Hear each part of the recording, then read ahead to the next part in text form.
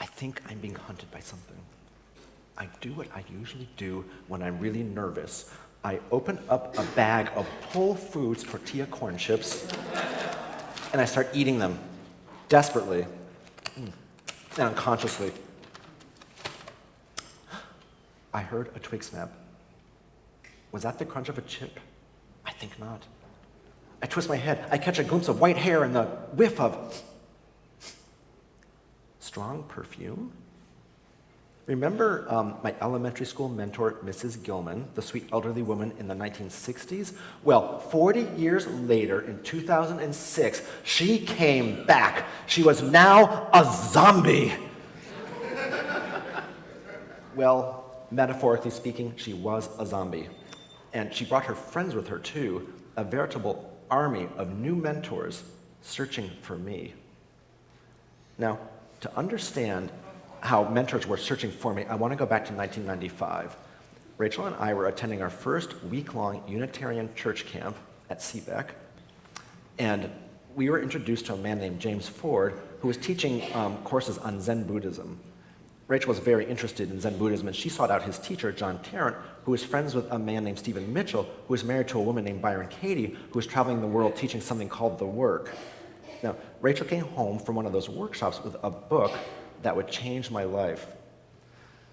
Some of you know what the book is, and I'm sensing eye rolling from that corner of the room. The book was Loving What Is by Byron Katie. Now, as I read the first words of that book, I started having a physical response. Warmth in my chest, tears in my eyes. I had had physical responses like that in the past, but they were when I was falling in love with people. But now I was having them with a book. I needed to check this out, so I signed up and went to a 3-day retreat with Byron Katie at Esalen, a place that Elizabeth Targ had introduced me to 20 years earlier. So picture this. I'm sitting on the grass outside of a building at Esalen waiting for Katie's arrival.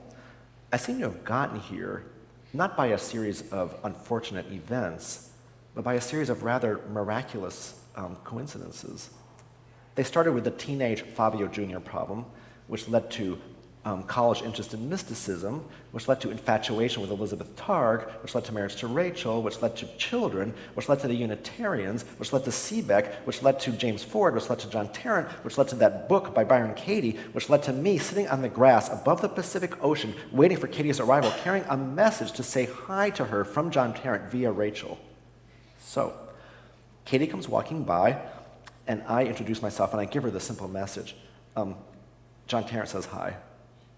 She thanks me and then goes inside to conduct the workshop.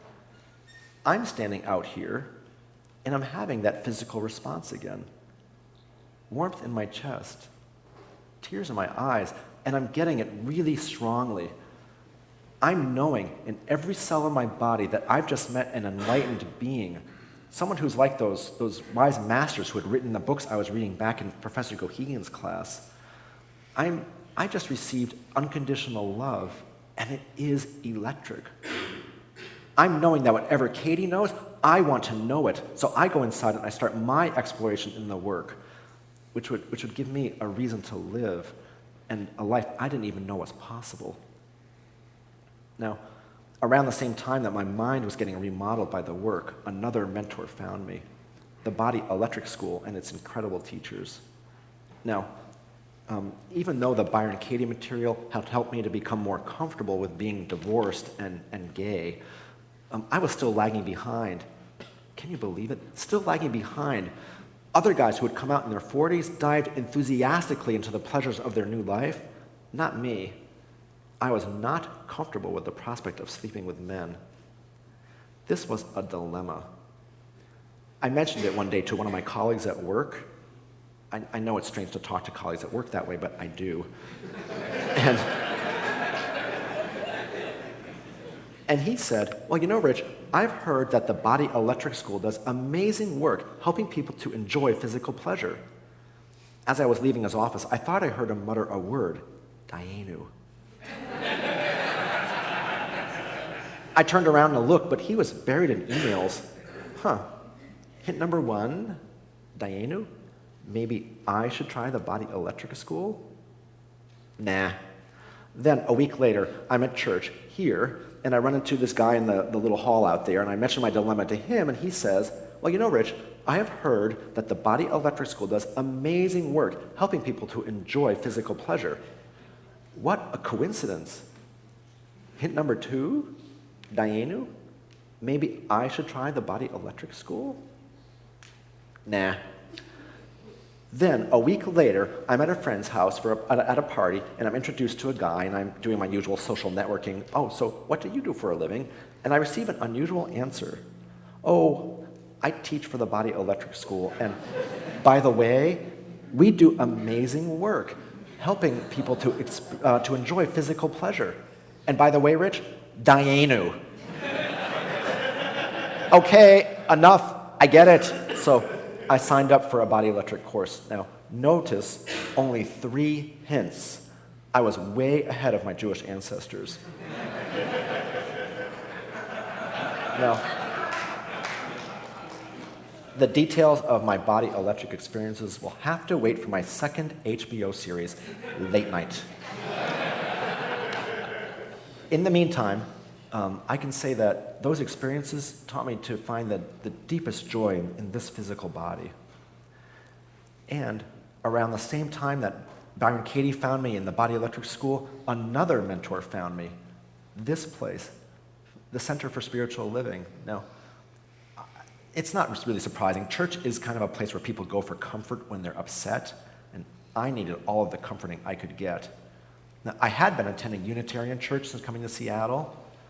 I liked it there, but I wanted more than like. I wanted love. I wanted ecstatic joy, regardless of circumstances. It just came to me one day to give this place a try.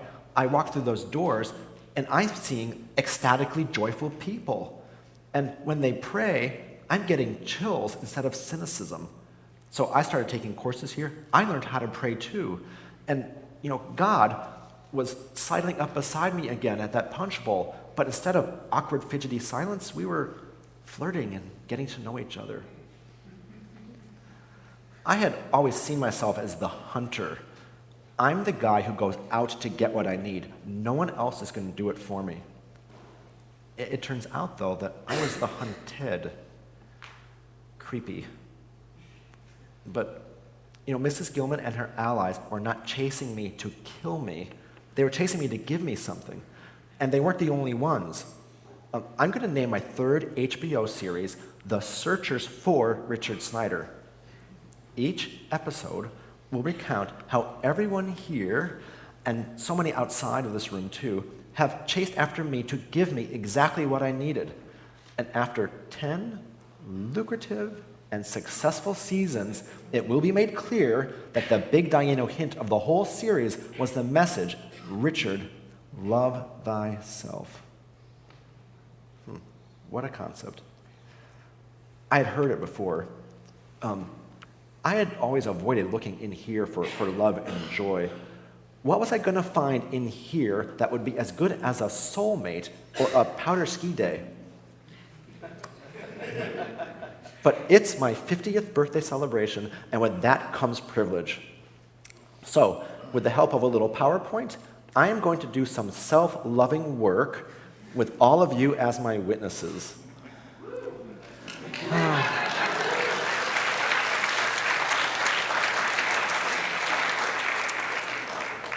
For those of you who get squirmy when I'm at my most narcissistic,